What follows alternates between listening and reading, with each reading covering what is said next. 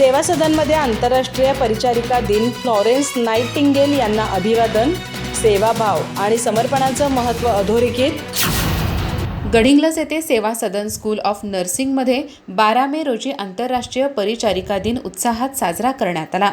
कार्यक्रम संस्थेचे प्राचार्य डॉक्टर विनोद बागिलकर यांच्या मार्गदर्शनाखाली पार पडला।